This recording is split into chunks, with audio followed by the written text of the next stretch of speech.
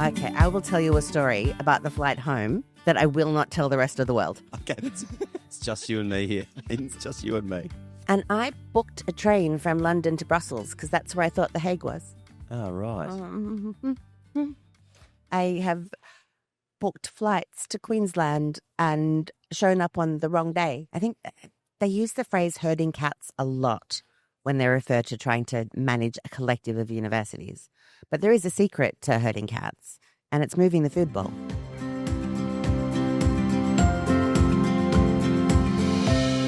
G'day and welcome to Global Horizons. I'm your host, Rob Malicki, coming to you today from Ngunnawal country in Canberra. And I couldn't be happier today to have my guest, Ainslie Moore, old friend. God, we've known each other a long time now. I was thinking about it, maybe 25 years? Maybe 25 years. What, let's say more than half our lives. Oh, it's terrifying when you say it like that, isn't it? And I was just thinking, we were sitting down and I was saying, it's nice to sit down and have the chance to talk without any agenda for 45 minutes. It is nice because we've always had an agenda. Oh, that's so true, isn't it? we literally have always had an agenda when we've been sitting down to talk. So this is a great thrill to be able to hear more of your story. And I mean, you've been in international for ages now. Maybe let's start with travel. Any sort of favourite travel stories that come to mind? So I've been thinking about this and what I would talk to you about, and a small moment. If I tell Rob all of my stories, then I won't have any stories to tell anybody else. And I need to know. Nobody, so many stories. Nobody listens to this anyway, Ainslie. It's fine. It's just you and me. So my first international education experience was as an international student. Huh. I can say welcome to Canberra because this is my hometown. I grew up here. My family has been here for 185 years, which, if you are not part of 65,000 years of continuous living culture, is a long time for Australia. So 185 years? Yes. Poor Irish farmers. Huh. Wow. There are streets in this town named after my family. Wow. So you have to be careful who you date. But... Oh, this is so good. You're already delivering everything I was hoping for and more. Oh, good. Happy to help. Anyway, we digress. Yeah, we do. But Canberra's always been an interesting place. It gets a bad reputation as being boring, but it's because you need to know its secrets. It doesn't give itself up readily. It's not brash. You've got to go and find the hidden places. But when I was growing up here, it was quite a diverse community. And my best friend in high school was Jenny Abello. And Jenny Abello lived in Canberra because her parents fled Chile's Pinochet's Chile. Pinochet's Chile. It doesn't roll off very easily. No, it's not. Anyway. So that 10 times fast at the end of an AIC conference dinner. In Jenny's house, they only spoke Spanish. So I had always wanted to learn. And my parents, when I was in year 12 and being pushed to make decisions about what to do with your life, when I had no idea what I wanted to do with my life, let me run away for a year on exchange. And I wanted to go to South America. But my parents thought it was not safe because, I don't know, they didn't watch enough news. And I ended up going to Spain instead. During the time when ETA was particularly active, so it was not a very safe place. There were bombs going off in my city at certain times. Were you up north? Where'd you go? I went to a town called Badajoz, which is on the border with Portugal, a few hours south of where the action was. But at the time that I was in Spain, later were being more active all over the place. But it was a wonderful, wonderful experience. But it was my first ever trip overseas by myself. It was my first. I had to get a passport. It was my first ever. And you hadn't been to Tasmania yet by that stage. Sorry, I just had to take it. It's so terrible. It is the morning after the conference dinner. I'm so tired. I'm so sorry, Ainslie. Why are we doing this? And it's my fault. Oh, I said no, we'll do it Friday morning. We'll do it Friday morning. Oh, this is awesome. Anyway, let's get back to Spain. No, I'm on the plane. Yeah. I'm on my way to Spain. Okay. And this is 30 years ago. So you could still fly on planes then. No, sorry. You could still smoke on planes then. So I'm flying Alitalia and they're full of cigarettes. You can't have a non-smoking section on a plane. Anywho, sitting there a little bit scared, a little bit nervous. The plane hit pockets of turbulence and people shot half a meter out of their chairs. It was wildly dramatic. The toilets in first class flooded. It was all drama. Got into Bangkok. They fixed the plane up. Somebody on the plane purchased a statue of Buddha with a very tall, pointy hat, and then proceeded to drink and drink and drink and decide that he didn't really want to stay on the plane any longer. So I'm one row from the middle exit, comes up, takes the statue, holds to the neck of the passenger beside him, threatens to use the statue as a knife unless they let him open the door and jump out. This is all playing out in front of me. 2 other passengers jumped him, dropped him to the floor, held him while the stewards came and did all the things. And I'm like, this is too much for me. I can't handle this. I went to the back of the plane to the bathroom. In the meantime, they zip tie his ankles and feet, carry him to the end of the plane. I emerge from the bathroom. They drop him at my feet.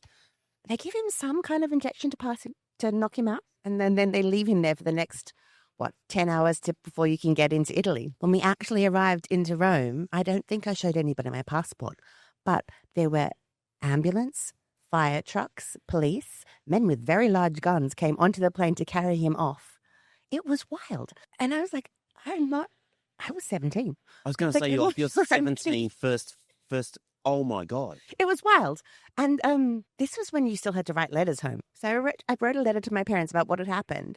And they said, oh my God, we read about that on Women's Day. So somebody else on the plane had written it up as their travel story. Oh my goodness. It's crazy. But I had the best year. And that year as an international student is the reason that I'm here now. Like that personal, life-changing, like it is for so many people, experience is the reason that I do this. This is you've opened so many doors to explore. But first, how sometimes our first experience at something, it lays down an anchor, a marker point from which we then judge and relate back to all other experiences. Sliding door. But so this moment on the plane, how long did it take for you to realise that wasn't a normal occurrence on a major international airline? No. The flight home was... Okay, I will tell you a story about the flight home that I will not tell the rest of the world. Okay, it's just you and me here. It's just you and me. No, I cannot put this on record, but later I will. Okay.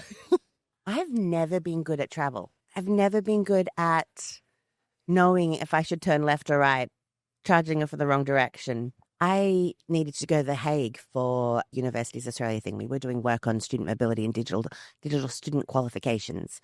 And there's a group of people gathering in The Hague to continue the work. And I booked a train from London to Brussels because that's where I thought The Hague was.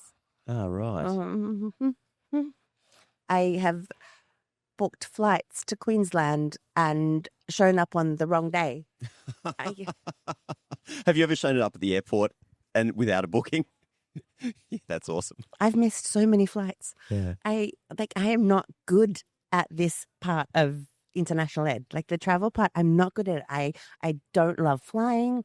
It's always the destination, not the journey for me. That's funny because you're organised. No. You don't know? You're like, no? Oh, wow. That's a ruse.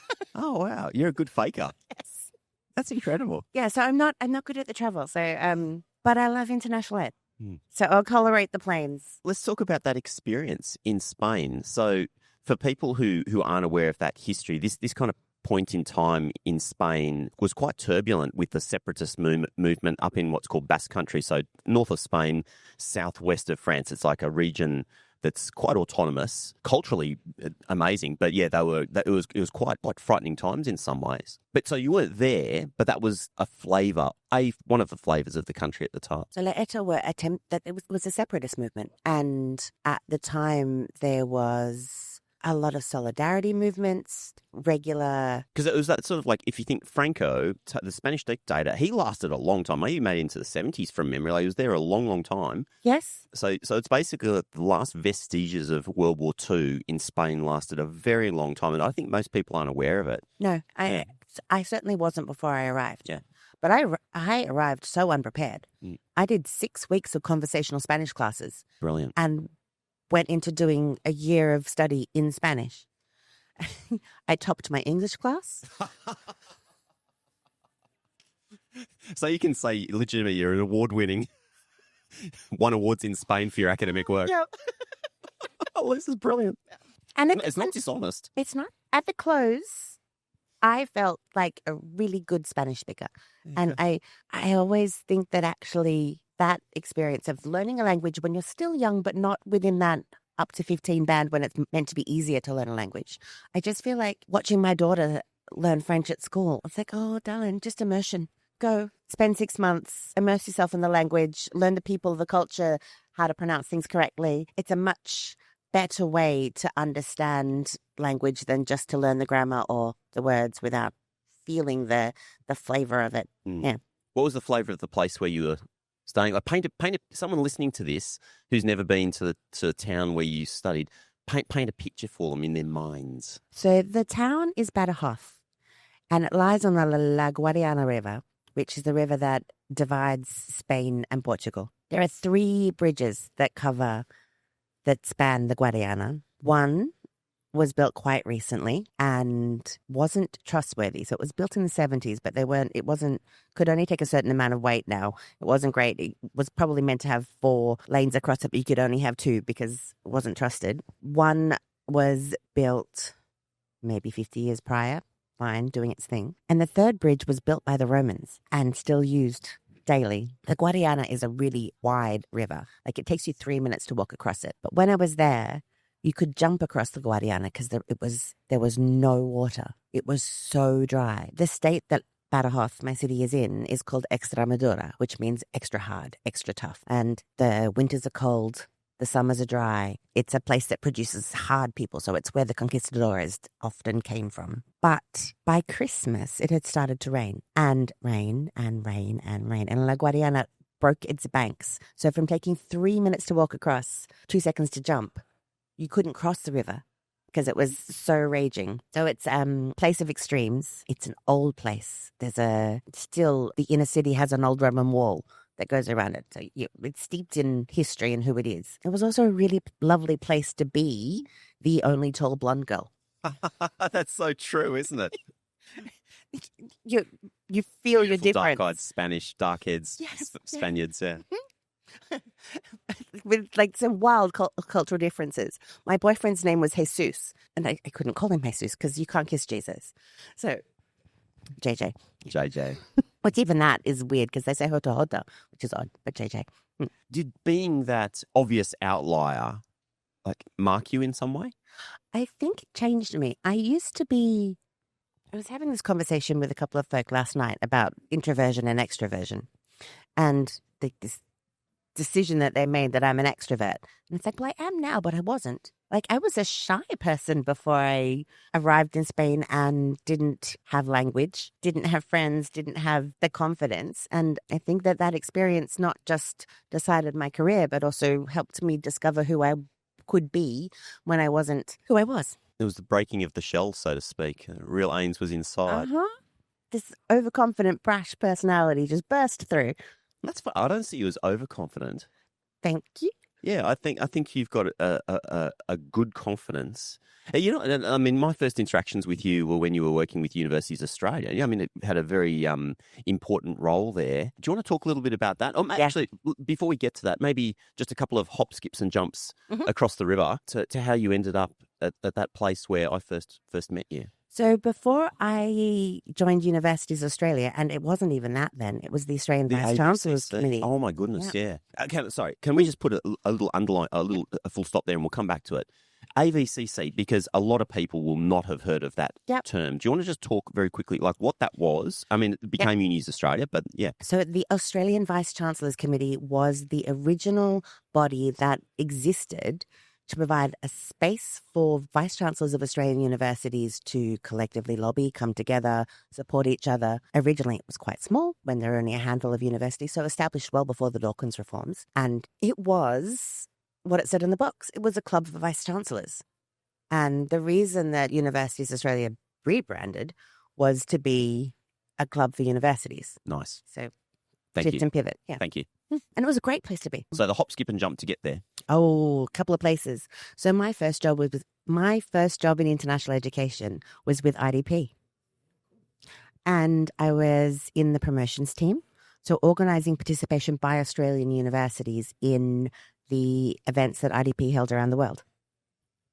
And it was a brilliant first job because you got to know as like a little paltry promotions officer, the international directors at every university in Australia. And it gave me such an entree and an understanding of each of the universities that I think people rarely get. You often only, your institution inside and out, but you don't get the chance to really understand unless you're you and you know them all. Rarely do you get the chance to interact with everybody in a role. Yeah, that's so true. I feel blessed in the sense that because I've done this YouTube stuff and been everywhere now. Mm-hmm. And when I was thinking about, I don't know how many people, like you were one of the people I've thought about, but there's not that many people who've really I don't think so. touched all the unis in that way. Yeah. Right. And I have been fortunate to do it twice. So I went from IDP to ANU and did some marketing there for a couple of years and realized that I didn't really want to be a marketer. And I was casting around for what to do. And a former colleague at IDP had moved across to the Australian Vice-Chancellor's Committee and asked me to come over for a year and just do a project running a T&E project. So at the time, the Australian government was becoming aware of what was going on in transnational education. But because it happened offshore, they couldn't really control it. And because it was happening predominantly within the scope of universities, they couldn't control it that way because universities are autonomous. They decide what they teach, where they teach, and to whom. But what you can do is change the incentives. So the government gave the then Australian Vice-Chancellor's Committee a few $1 million, which at that time was a lot of money, to run projects on good practice in T&E. And so I was asked to come in and run that project. And it was great. Again, it gave me a lot of opportunities to meet people doing different things. And some of those projects went on to found other people's careers. So Shanton Chang had a project as part of the T&E, and it was about essentially I'm going to be verbaling Shanton. It was about perceptions of students of their experience whilst in a T&E space. And I'm going to have to fact check what it actually was. But that small grant for him. Look where he is now. Yeah. And it's born of that first work. So it was a great project from the government. They should do more of that. So change the incentives rather than try and control people's behaviour. But I went from there into a policy role at Universities Australia. I think that when I think about who I am and what I do, I'm a policy wonk first. Like that one, the why of what we do intrigues me. Yeah. And I love the outcomes are great. Yes, students, education, changing people's lives, all of that. But I get caught up in the minutiae of how do we navigate the system? How do we make it work best for everybody involved? Any tips or tricks for people on creating change in the policy space? Yeah, it's a good question. Thank you. Because I think you're good at it, right? And you've obviously worked with so many people and across diverse institutions who all have their own prior. This is the amazing thing about Unis Australia, right? It's like you've got 40 different. It's not like a board of directors where you've got 6 or 8 different personalities. No. You've got 40 odd unique personalities. And you've got 40 big personalities. Well said. Like vice chancellors are not easy to wrangle unless, I think they use the phrase herding cats a lot when they refer to trying to manage a collective of universities. But there is a secret to herding cats. And it's moving the food bowl. Oh, that's nice. Yes. Incentives. Yeah. And so that's often what government does. And moving the food bowl will actually create a response, whereas what many governments seek to do, which is use a stick rather than a carrot, doesn't really work with universities. Yeah. They don't like being told. They are autonomous. They're meant to be divorced from government. So, yeah, do it differently. So what is the secret to making good policy? What is a tip to driving good policy? I would say that don't do it alone. Find shared interests, build an alliance, and remember that it is the message just as much as the policy that matters. So you have to communicate it well. You cannot just have good policy and expect that you're going to get what you want. You need to find the right people and you need to communicate it well and repeatedly. How did you end up getting involved in Canny? Canny is awesome. So can I just pause there? Because people might just be like, what? What? You know, like no, you should not be what. You should know what Canny is. No, I don't mean what about Canny. Canny is very well known. I just mean just in terms of my interview style. They're just like, that's a left turn. What's going on? But I'm just like, as you're talking, I'm just thinking about all these things that you've done. And I could ask questions about all of them. And then I'm just like, Canny. Canny. Let's talk. Canny is my most recent love. Yeah. Canny is the Climate Action Network for International Educators. And it's not policy, it's people. It is a network of people interested in what our sector can do to act on climate. We often think that international education is enough in itself. It's a force for good. Leave us alone. We'll get on with it. But there's a huge climate cost to what we do. Absolutely. And we do our students a disservice by not recognizing that, because we know our students care about climate. They tell us repeatedly. There are multiple surveys, the most recent of which, the QS, did some analysis, surveys of students interested in studying in Australia and New Zealand. 86% of them said that they cared about climate. 40% of them said that they actively searched for a university that matched their values on climate before they made a choice. And I don't know the exact percentage, but a significant number said it mattered more to them in the ranking. And they were prepared to pay more for a university that acted on sustainability than one that didn't. Those are extraordinary figures. But we shouldn't be shocked, because we know this about our students. I'm not. And particularly with the next generation, you got to realise, and a lot of people might not realise, just how much climate is talked about in schools now. I mean, my kids are in high school, primary school, and they already are hyper aware of what's going on. And I think we do a very good job of teaching in sustainability, climate action, whether it's in schools, and schools are standing out here, but also in a number of universities. What Canny does is say that is not enough.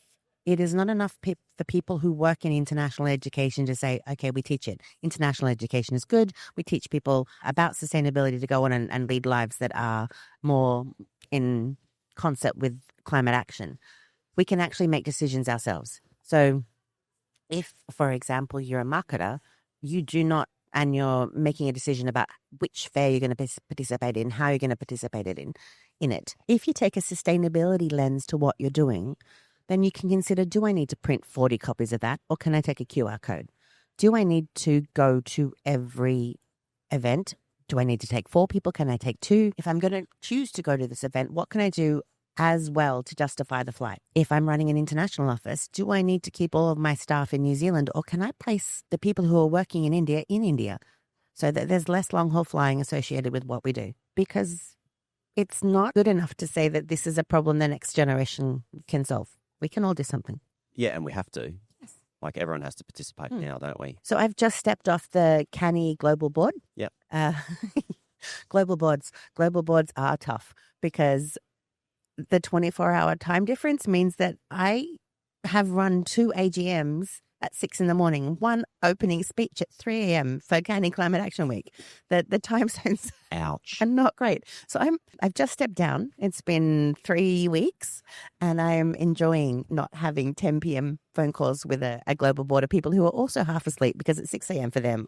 But it is a global movement, and that is fabulous. How long do you reckon you're going to be out of it? Not necessarily canny, but until you're just like, okay, I need something else to grab onto and to contribute to. Because you're not somebody who's just going to sit there and be like, I'm done now. I know. I've done my term on the PNC. I'm ready to... I'm terrible with travel and terrible at saying no. So the next time somebody asks, I might go, okay. But I have a new job. I want to do that well, and it's a new space for me. So I'm learning a lot and leaning into that. I'm working in transnational education in China and Australia with partners all over the world. But I'm enjoying it because it aligns with my values. Transnational education is inherently sustainable. Like, you could have students traveling twice a year for a 3 or 4 year degree, but instead you do 2 years in China and then you come across for your final 2 years. You're reducing the travel costs associated with that travel. That's nice. I never actually thought about that. I mean, obviously know it, but never actually put those two things together. That makes a lot of sense. Yeah, and it's fun to learn something new. I'm enjoying it. Not enough that I want to learn Chinese. I think that whole immersion experience of learning a language means that I can't do the drip feed 10 minutes a day and persist. I want to learn fast. It's funny that you came to that, because my next question was going to be, you've lived in Spain, you've obviously worked in New Zealand as well. Where else? If there was somewhere in the world where we could drop Ainslie Moore, boom, and you're going to live and work there for a period of time, is there somewhere that like sings to your heart? I have had such a fortunate career, Rob. I did 4 months working for Austrade in Washington on secondment. Oh my God, I'd forgotten about the Yeah, of course. And it was great. It was a fabulous experience. And it was the reason that as a family we decided we would pack up and leave Canberra and go and do a stint in New Zealand. And it gave me a perspective on how fortunate we are in Australia. So Washington is a city of polars.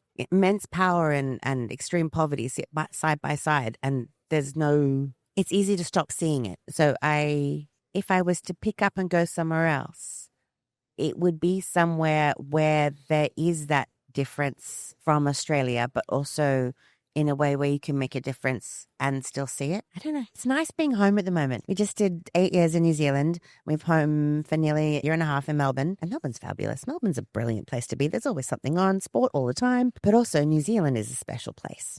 I really enjoyed our time in New Zealand. So I came from Universities Australia, wrangling 40 unis to try and get something done. And it's an advocacy job. So you're pushing the government to accept a position that is in the interests of universities and telling yourself that the interests of the universities are also the interests of Australia, and this is all good work. But I also was spending a lot of time pushing universities to change their behaviour. And that's where I met you, where we did work together on learning abroad and partnering with the government on growing Australian student participation in learning abroad through originally Asia Bound and then New Colombo. And it was great. Really enjoyed it. But I was at that point where, this is what the evidence says. This is a good policy. This is good practice. Why aren't you doing this? And decided that I had to stop pushing other people and I go and do it myself. But I knew a little bit too much about all of the Australian universities to want to work for any of them. So I went to New Zealand. New Zealand has only 8 universities. And the University of Auckland, where I worked, is an exceptional place doing fabulous things. And that is why people should work for universities. You're surrounded by brilliant people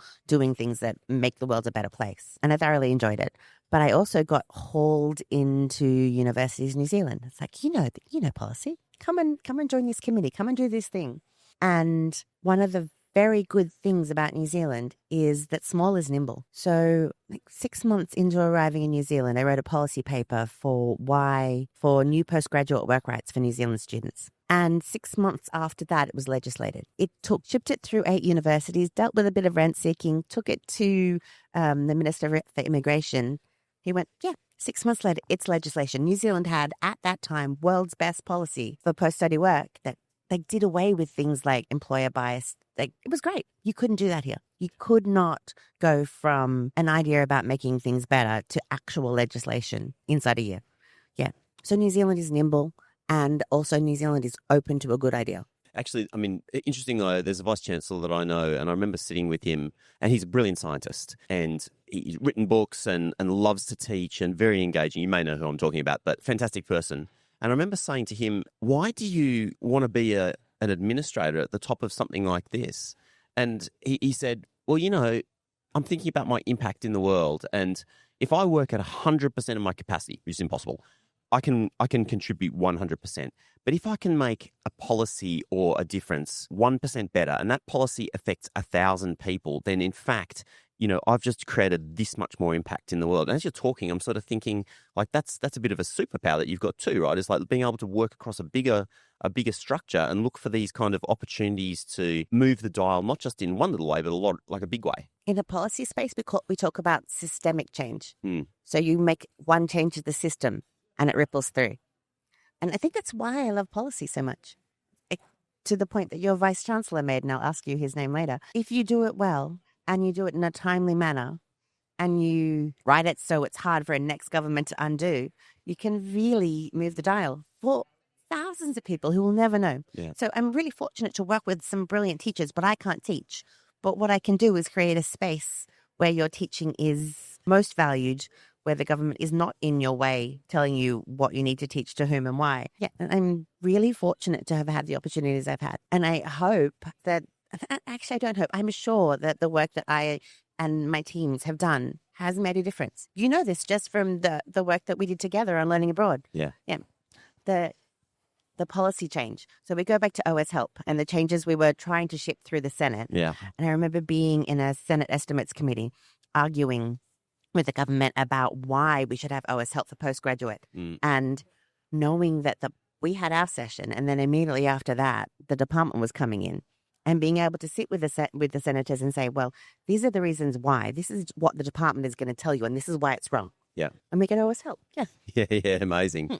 Actually, that's funny. Yeah, I was just thinking about that too, that back in 2008 when there were when the Rudd government came in and they did the Bradley Review of Education, looking at that, and the deadline for submissions was coming up. I was on holidays in France. Oh, gosh. And I remember thinking, oh, well, this is kind of the opportunity to put in a really good submission to try and get rid of. You remember the 20% loan fee on ISL? That was the thing we were talking about. Yeah, and I was like, okay, so I wrote this long submission about it, and then at the Learning Abroad Forum the following year, because it made it into the paper, I was like, okay, we need to run a campaign, and so I'd actually coordinated with DVCs and directors and this and that, and put all this stuff on the minister's deck, and they ended up getting rid of the loan fee.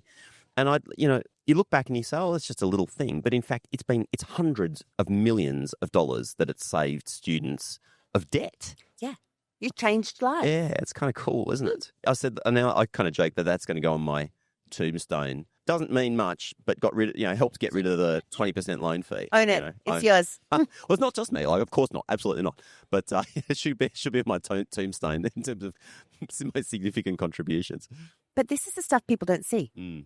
You think that that policy just happens. Well, and they think that policy ties them up rather than... Yeah, they think policy is bureaucracy. And if it's done well, it's not. If it's done poorly, it is. It's just layers of administration, more reporting.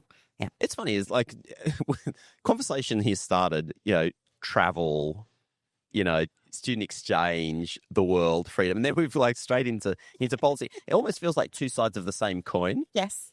Yeah. Let's stray back onto the other side. The more fun bits. Because it's not more fun, right? But I like when I'm sort of, as we're having these conversations, I'm trying to think of the loop, right? Yeah. And when we sat down, you were just like, oh my God, I have so many stories to tell. And I'm sitting here thinking to myself, oh, I know you've got so many stories to tell. Give me another one, like fave. It could be travel stories, work stories. My first work trip was with IDP.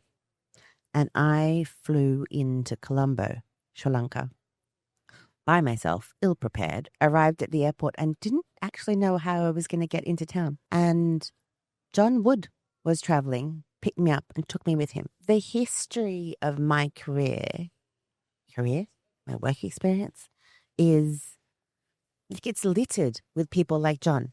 Helpful people in this sector willing to lend an ear, a hand, a seat in the car to smooth the way. And I think part of the reason why I'm still doing this, why all of us are still doing this, is because there are so many good people in this industry. So many people who are, despite potentially being in a competitive environment, willing to collaborate, willing to help a young person out who's at the airport going, oh my God, where am I? What's going on here? I also very much felt like the only tall blonde working in Colombo because, again, at that time, Sri Lanka was going through some disturbing periods. The Tamil Tigers were resurgent. The ministry were fighting back. The Department of Defense, I imagine, were being particularly aggressive. There were sand bunkers on the streets with guys with guns who would follow you with their eyes and their weapon as you walk down the street. It was scary, but it wasn't scary because I was surrounded by the lovely folk who ran IDP in Sri Lanka, but also all of the people in the industry. And I think that's why we're still here, because it's a great people. Before we wrap up, I mean, that to me is a lovely punctuation point, Ains. So thank you so much. But I want to give you the opportunity to throw some flowers. Okay. And I know there are way too many people, but top of mind, who have been your most incredible mentors that you'd like to throw some flowers to? So I am very fortunate in the Canny work to have worked with Elsa Lamont, who was the founder of Canny. Through that, I got to meet Emily O'Callaghan, who is incomparable. She is brilliant. She's smart. She's funny. She's generous. Hardworking. Oh my God. Yeah. All the time. Yeah. She's fabulous. I had the advantage early in my career to work with John Malavi. Most people here won't know who he was, but he was the chief executive of then Australian Vice Chancellor's Committee, came out of the department. And when my boss retired, I was not even 30. And he gave me a shot at being the policy director for Universities Australia. And I stayed on and it was great. And I had incredible work experiences with him and through that role at Universities Australia. Yeah, I was fortunate. Amazing. Ainslie Moore, thanks for joining me on Global Horizons. Thank you for having me. And you know what? We're going to have to do this again because we've only just scratched the surface. I need to hear your stories. You know what? The thing is people over time get to hear my stuff like little bits and pieces here and there. So for long enough, people, it doesn't have to, we don't have to do that. But what's a joy for me, having had, almost it's definitely 20 years where we've sort of crossed each other's paths and the like. To sit down and hear some of the stories is fantastic. And it just feels too short, though. So even if you spend 45 minutes, we need more. I reckon we didn't even touch the surface of the learning abroad work we did together. Yeah. Yeah. And that's okay. But then, yeah, just so many more stories to tell. And I think that's why I get to do this podcast. It's a lot of fun. So thank you for joining me. Thank you for having me. If you've enjoyed this episode of the Global Horizons podcast, consider subscribing to our newsletter. Search for Global Horizons podcast and then just pop in your email address, and that way you will never miss out on all the critical international education news that you need to stay up to date with. This episode has been produced on Garigal land in Sydney. Our video and audio editor is Len Zamora, and I'm your host, Rob Malicki. Have an awesome day. See you in the next episode.